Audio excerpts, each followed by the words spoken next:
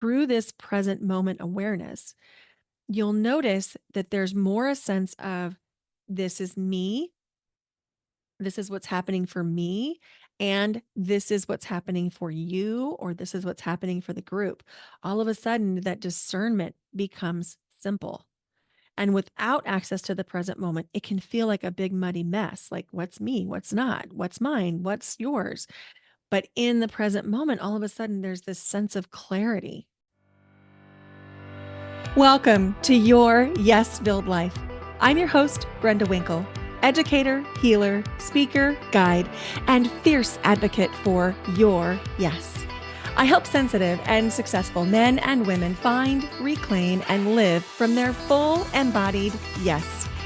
Through empowering you to understand your energetic hygiene, establish healthy boundaries, and heal your nervous system, you'll be able to create your yes-filled life and move through your days with more freedom, more ease, and more joy. You'll hear inspiring stories of people who found their full-bodied yes, thought leaders who pursued their own dreams and are living life on their terms, and learn new ways to find the courage, joy, ease, and freedom to more fully step into your yes-filled life. Saying no to the good so you can say yes to the great. Join me on this journey to discover your yes-filled life.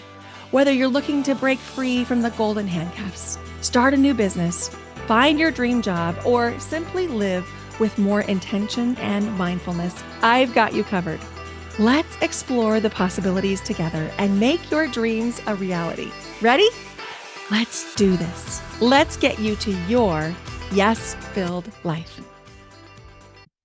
Hello and welcome to your yes-filled life. I'm your host, Brenda Winkle.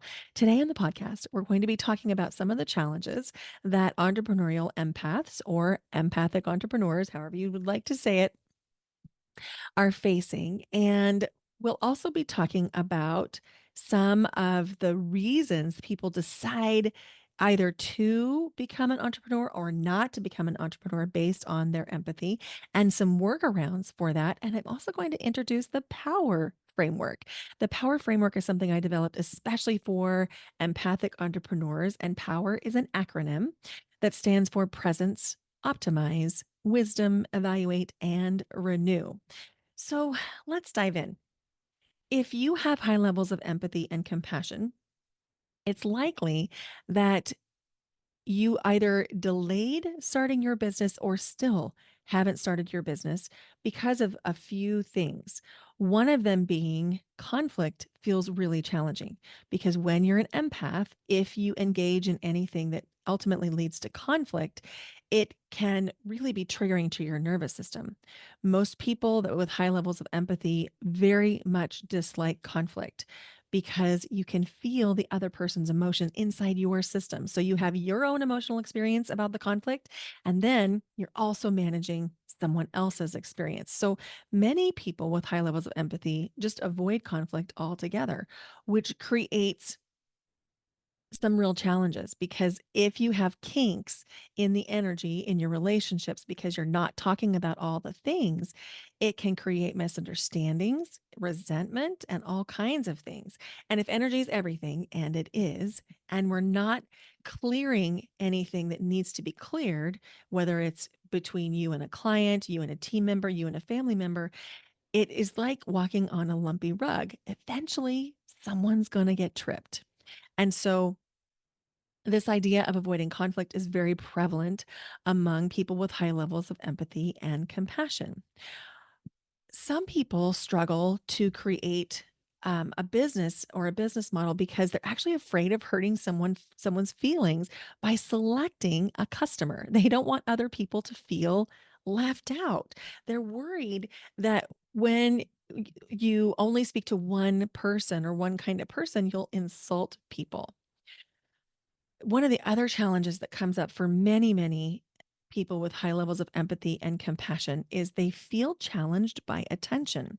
It's difficult to fully devote themselves to one thing because you have to answer the phone calls, the texts, pick up the kids, talk to people who need things, visit with the neighbor, and setting any boundaries around that feels very, very challenging because you don't want to hurt somebody's feelings, right? And we're not talking about codependent behaviors here, although I recognize there is some overlap, honestly. And there's overlap because codependency is defined as putting the needs of another person above yours. And empaths often do this. But here's the difference. In both cases, you can learn to overcome this tendency, whether you're coming at it from the codependent lens, which you'd be working on with a therapist in therapy, or you're working on it as an empath and changing your energetic configuration. In both cases, you can begin to still have people matter, but not more than you. Now, I know that might sound triggering, but just stay with me here. One of the other issues that is very, very common for the empathic entrepreneurs or the entrepreneurial empaths that I work with is that the distractions of the day-to-day life are preventing them from keeping their focus.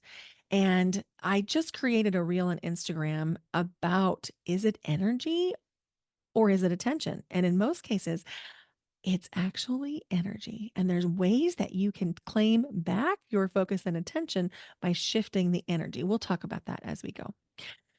So this idea of setting boundaries around time and distractions is really prevalent among many, many of the women I work with high levels of empathy and compassion.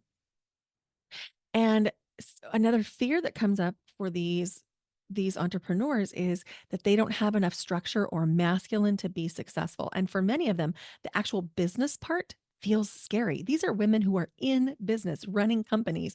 The operations part feels very, very intimidating. A question that's often asked is, am I really made for this? Can I do this? Where should I hire help? And if I hire help, what should I hire help with first? Another fear that comes up is I'm scared I'm not going to be able to accomplish it or worry about what people think. Um, and that really goes back to creating a sense of boundary around your time and energy and attention. And we'll talk about how you can do that in a way that will feel safe for your nervous system. So, you know, there are so many gifts and challenges that come with being someone with high levels of empathy and compassion, but there are some big challenges.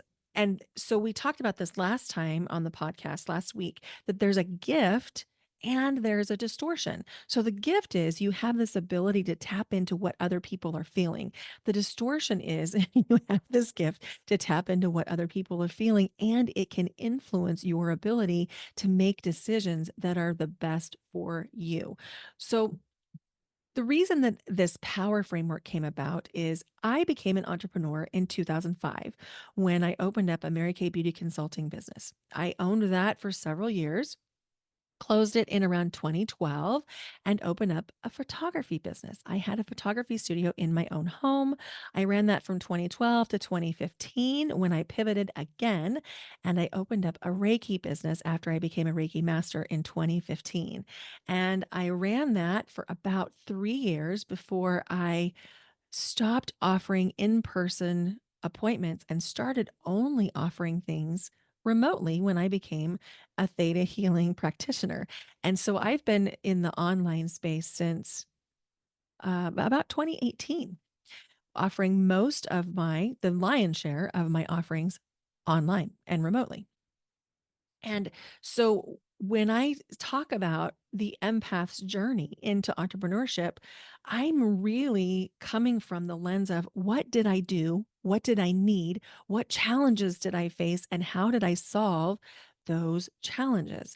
And so then overlay that with the women that I've worked with since 2015, many of whom I would say that probably 90% are also entrepreneurs. And that's where the power framework came from. I was sitting down one day and I was just outlining the things that I have done or stopped doing in order to really keep more of my energy, to take on less energy and emotionality from other people, to make more sovereign decisions, to tap into my own intuition, to have more ease and freedom, to stop caring what other people think, to stop being prone to suggestions without having any discernment over whether or not that suggestion is actually the best for me. And as I was listing things out, I realized I have a framework here. And I wasn't quite sure what it was going to be, but I was talking with one of my business mentors who is on Julie Solomon's team. Her name is Erin Lindstrom. And she echoed what I thought. She's like, I think you have a framework here. I think you should sit down and play around with it. And so I listed out all the things that I've done, not done, and shifted in order to be successful as an entrepreneur and things that I've worked with my clients to do. And before I knew it, the power framework was born. So the power framework is 5 pillars. Each letter of the word power stands for one of the pillars. So it stands for presence, optimize, wisdom, evaluate, and renew. Now, here's the thing. I have started 4 businesses since 2005. I have pivoted 3 times. I continue to pivot in this iteration. And what I found that is that if I apply the tenets in this framework, things just feel so much better. My income increases. The impact that I make for my clients is so much richer, and I just feel better. So I'm going to encourage you to try these things. In fact, I always sit down before I create any podcast for you and I ask myself 2 questions. One is, how do I want you to feel? And the second thing is, what do I want you to do? So, in the how do I want you to feel this week, I want you to feel so curious about this power framework that you're willing to try something new, that you're willing to just experiment and say, hey, could this work for me? And the reason I want that for you is I know that you have something really special to contribute, and I want to make that easier for you. I want to create more ease and peace and abundance and joy in your life so that you can more easily create the income and impact that you need to create the change for this world that's on your heart. Okay. So let's dive into the power framework. So, the P is for presence. Now, inside this pillar, the P for presence pillar, there are more than one component. There's actually 3 components to presence. One is your auric or energetic field. The second one is your ability to be present. And the third is your ability to keep other people in the present. Okay. So we're going to start with number 3. First of all, we can't control other people.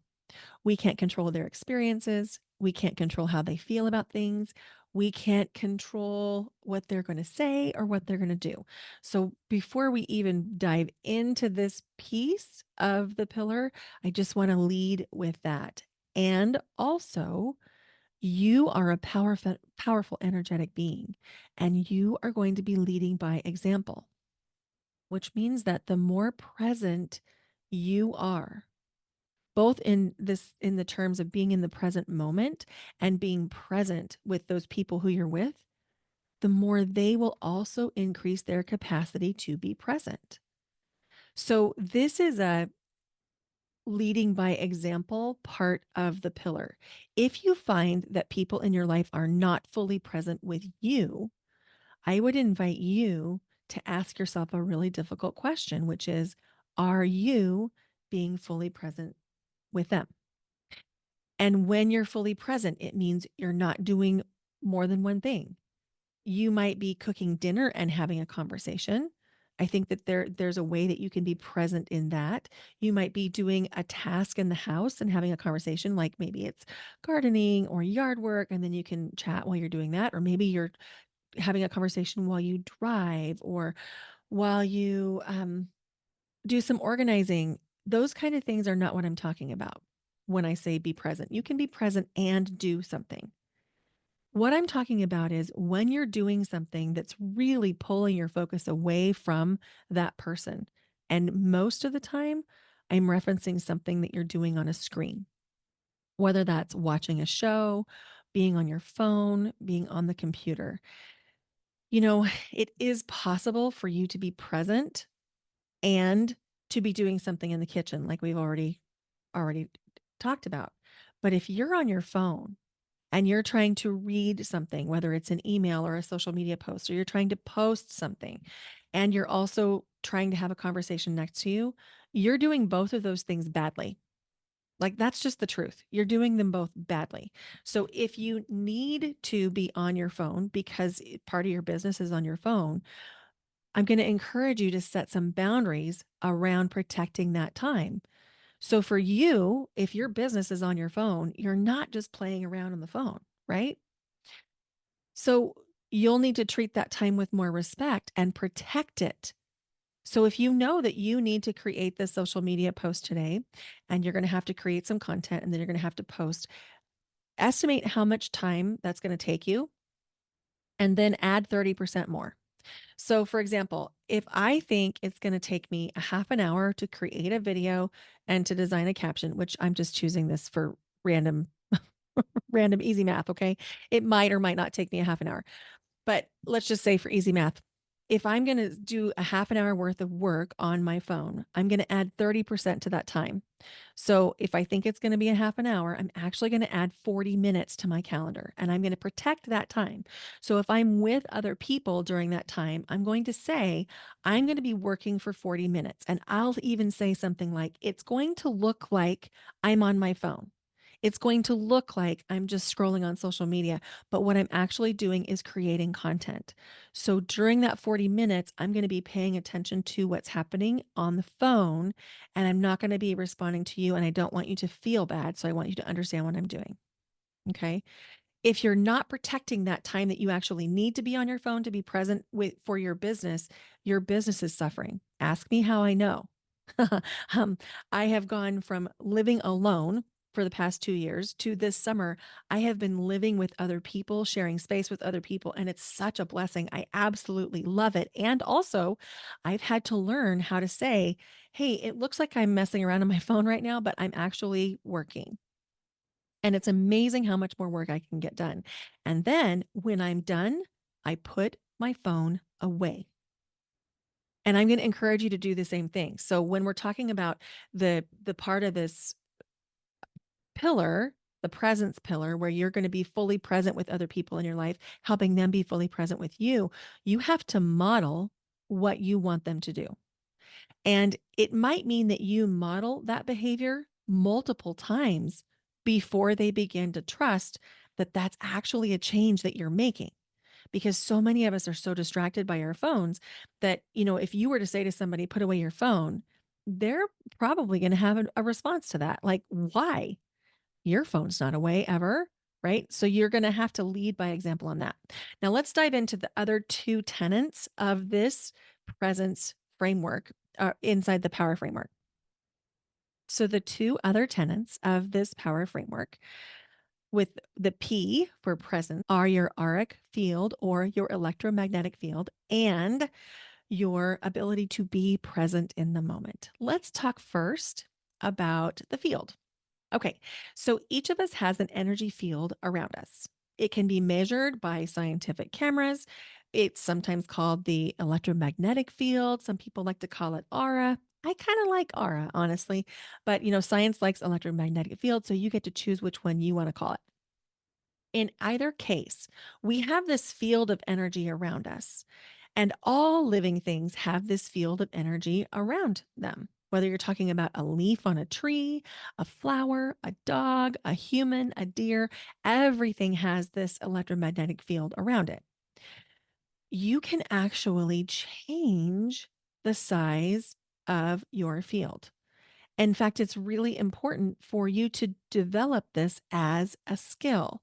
At my in person retreats, we do workshops on this whole, like, half day workshops on just this piece of playing with the electromagnetic field size. Let's talk a little bit about why you'd want to. So, there's two reasons why you'd want to have your electromagnetic field or your aura really big.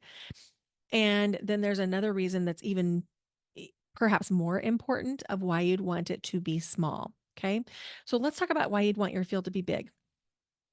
There's two reasons. One is if you want to access more energy around you, then you expand the size of your field. So let's say you're a speaker and you're going into the speaking space. If you come into that room with a really expansive field, then you can kind of feel and sense the energy of your audience. You'll be able to connect with them on a really deep level if you have that big field.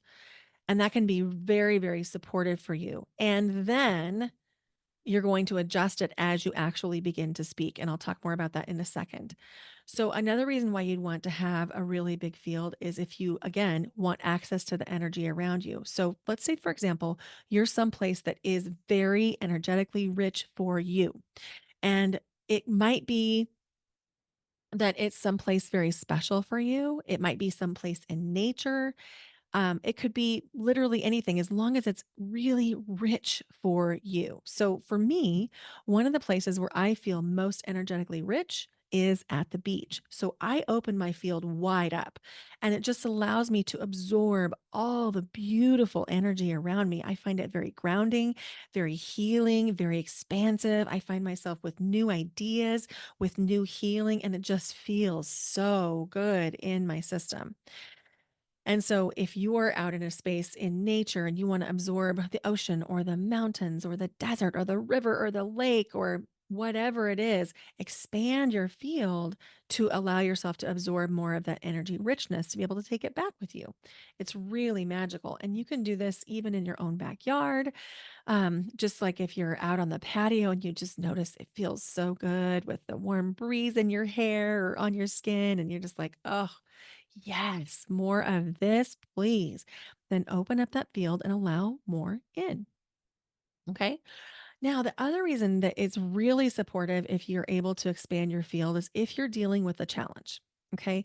So if you think about a nylon, like a nylon pantyhose, if I were to put a mark with a Sharpie on a place on that nylon, it would look very dark and opaque.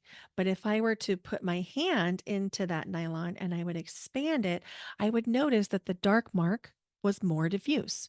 There was less opaqueness. The same thing is true for us when we're dealing with a problem.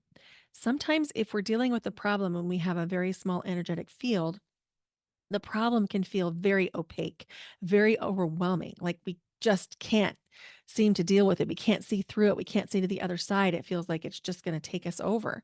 When you expand your field, all of a sudden there's like, a little bit more ease in that. And then the next thing you know, it doesn't seem like such a big deal because as you expand your field and you're able to move some energy around and through the issue, next thing you know, the issue isn't as big and it's probably much closer to a solution than you even realized. And it may not even need a solution, it may just need some space to breathe.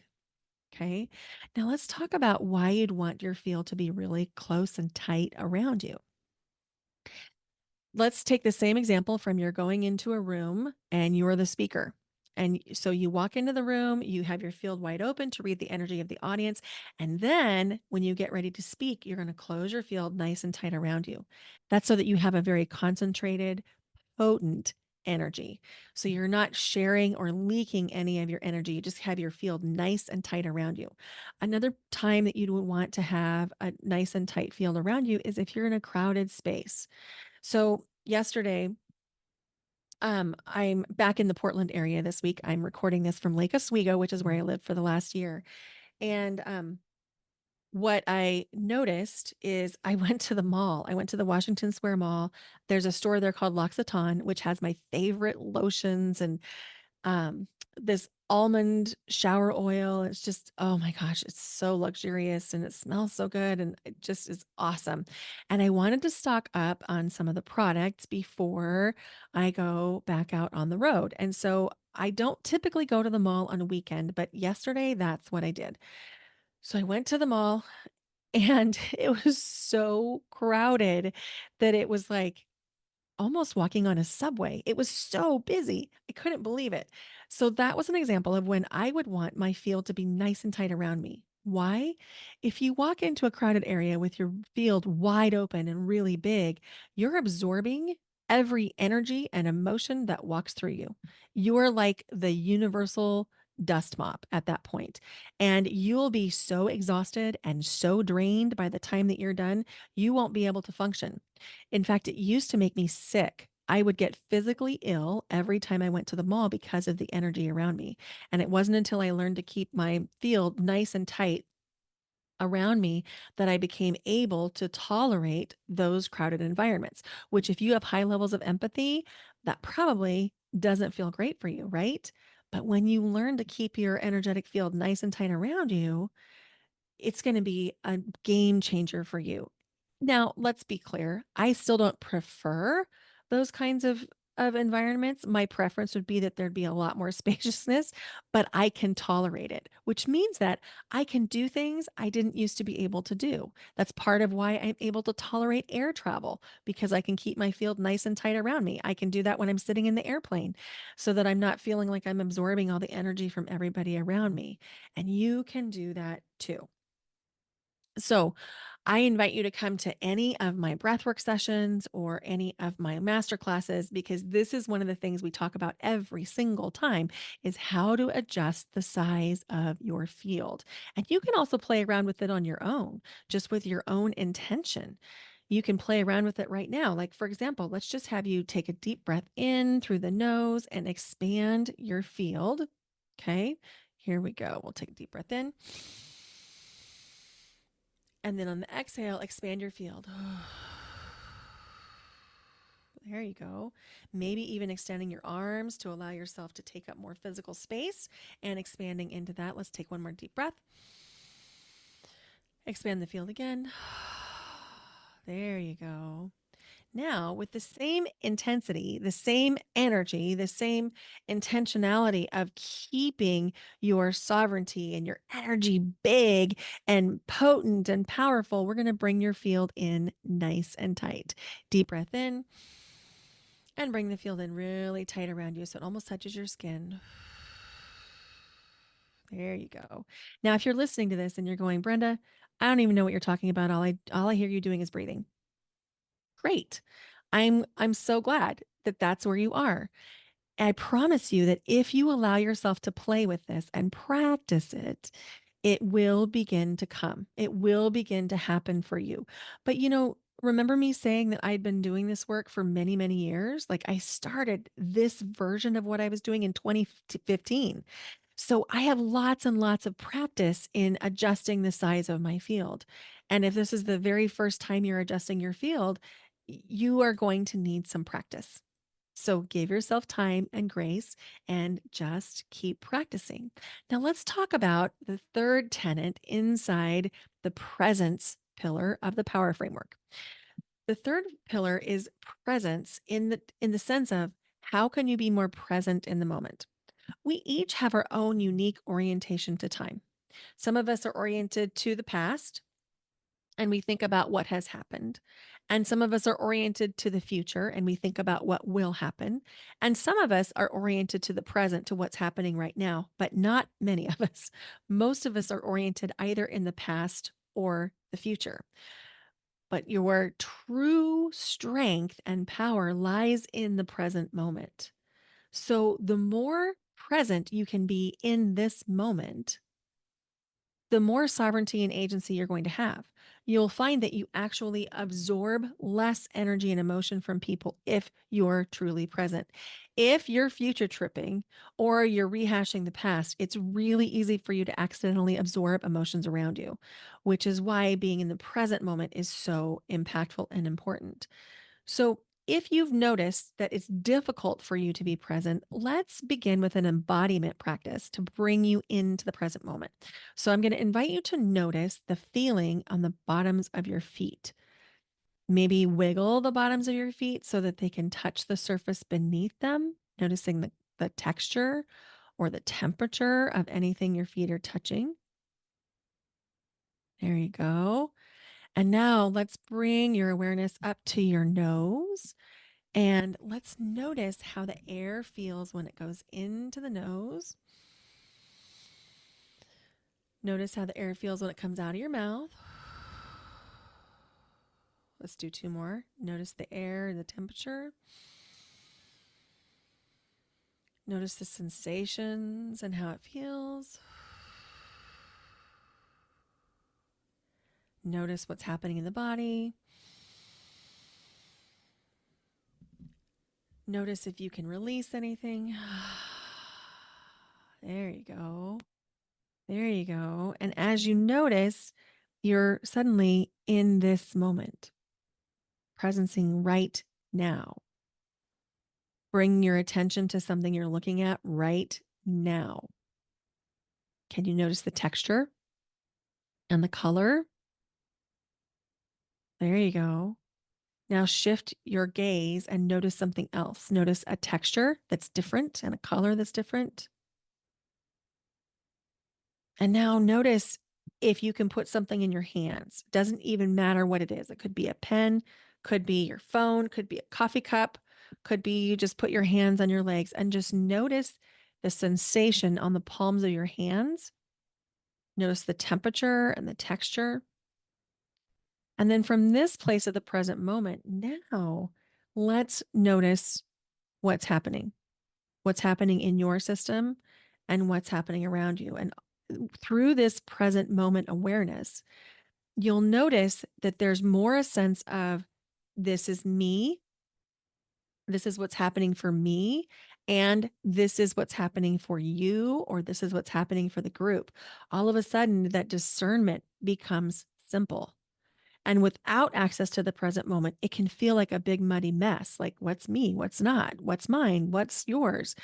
But in the present moment, all of a sudden, there's this sense of clarity. There's a little bit of a buffer energetically between you and other people around you, which is why this is such an important pillar inside the power framework. Now, within every pillar of the power framework, there are three key components of every single thing that I teach. Those three components are better boundaries, healing your nervous system, and understanding your energy. Okay. So when we talk about better boundaries for the presence pillar of the power framework, we're going to talk about better boundaries around your time and better boundaries around your attention. You will notice if you have challenges in attention, which everybody that I've talked to that is an empathic entrepreneur seems to be struggling with distractions and attention issues. The antidote is to come back to the present moment and then to minimize distractions by articulating what it is that you're doing to create time around you, by changing the multitasking that's happening, and by trying to do one thing at a time. And that really does take some boundary setting, boundaries around your time, boundaries around your energy, boundaries around what you are available for. And when we talk about boundaries, there can be some tension that comes up in your system as we start to talk about boundaries, because sometimes it's easy to think that a boundary is about keeping other people out. That's not how I approach boundaries. I approach boundaries as two things. One is it's a how to manual for you so that you can share with other people. And it's a way to set expectations of what you are willing to do and what you are expecting other people to do. But then also, boundaries are a way that we can create close connection by building safety. If you have no boundaries, it's very difficult to feel safe and connected to other people because there's this fear that you'll merge into them. You'll There's a fear that you'll be overtaken by their opinions, by their desires, by their advice, right? And so sometimes, and this is especially true if you find yourself going into isolation as an empathic entrepreneur, isolation so that you can actually make sovereign decisions on your own. Simple boundary around your time and energy might be the thing that can change everything and allow you to be in connection safely and maintain your sovereignty and agency. Boundaries are a huge part of what I teach. And so I teach about the different ways you can state a boundary, the different ways you can communicate it, and then even a way that you can create frameworks like a boundary framework, a boundary statement framework that can be really supportive. One of my favorites is a way to communicate how a situation is affecting you and what you'd like to happen instead. And it's a combination of the work of Terry Cole and nonviolent communication, which is a concept developed by Marshall Rosenberg. And it's a 4-part framework that goes something like this. I noticed that, and state the thing that you noticed. I felt, you share how it affected you. I'd like to make a request. That's just a simple statement. And then the 4th part is the ask. I'd like to request that. So I noticed that. I felt. I'd like to make a request. Here's my request. That's one of my favorite ways to create a statement. One of the things that comes up for us empaths is sometimes we feel like it's almost easier not to set the boundary because we're so cued into how the boundary feels to other people in their systems. And with these boundary frameworks, and when you apply the power framework, starting with this presence pillar, you're going to find that setting boundaries becomes so much more easy. And then I told you that there are 3 things that go into everything. One of them is better boundaries. The second is healing your nervous system. Healing your nervous system is absolutely critical. Why? Because if you have child parts inside of you, wounded children, wounded, experiences, trauma that has still been stored in the body, you're making decisions from those wounds. And they're not always the decisions that you, the fully adult, resourced, wonderful woman, would make. And in order to create some power and potency for the fully adult resourced you, we need to heal those little parts. And we do that with somatic practices like breath work and somatic coaching. And so if you have not yet opened yourself up to a somatic practice, I highly encourage you to do that. There's absolutely a place for talk therapy, but if that's all you're doing, it's just not enough. I'm just going to say it, it's not enough. You've got to be doing the somatic practices to integrate those parts and those wounds. And then the 3rd pillar is understanding your energy. And so, as we really dive into this whole power framework, we're going to be weaving in all the energy around. So, the whole point of the power framework is to allow you to do these 3 things: to set better boundaries, heal your nervous system, and understand your energy. So, today we talked about the P in the power framework. The P is for presence. And the 3 tenets inside this pillar were the size of your arc field, being present in the moment, and supporting other people to be more present with you. We also talked about how you can set better boundaries, ways that you can heal your nervous system, and ways that you can understand your energy. If you have any questions about this, please reach out to me, DM me on Instagram, or email me, brenda@brendawinkle.com. I'm all ears, and I want to know what your questions are so that I can create really meaningful content that can allow you to move the needle on your life. For a limited time only, I am hosting one-on-one power sessions for empathic entrepreneurs. In these sessions, we'll be applying the power framework directly to you and any challenges that you are experiencing. And remember, the power framework is an acronym that stands for presence, optimize, wisdom, evaluate, and renew. To learn more about these power sessions, go to brendawinkle.com/power session, all lowercase, all one word. Coming soon in 2025 is the relaunch of Second Chapter. This one's for you. This is a group healing and coaching program. It's going to have a new name, and it's going to incorporate a lot of business strategy for energetics for the empathic entrepreneur. It's going to be a closed container, meaning that it's going to be a cohort. We start in January of 2025 and we'll go all the way through December of 2025. If you want to get on the waiting list for that, email me at brenda@brendawinkle.com or DM me. I'm interested over on Instagram at Brenda Winkle because this is so exciting. I'll release the new name soon, but I'm really excited about it being a cohort that'll be together for a year. Oh my goodness. Thank you so much for listening. If you loved this episode, would you please go leave the podcast your 5-star rating and review? It's truly the most helpful thing you can do for the podcast.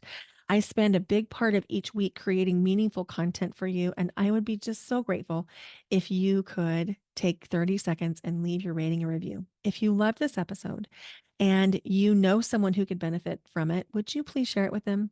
Thank you so much for listening. I'm going to be sharing the other four pillars of the power framework over the next 4 weeks. So make sure that you subscribe or follow wherever you're listening. Bye for now. Until next time.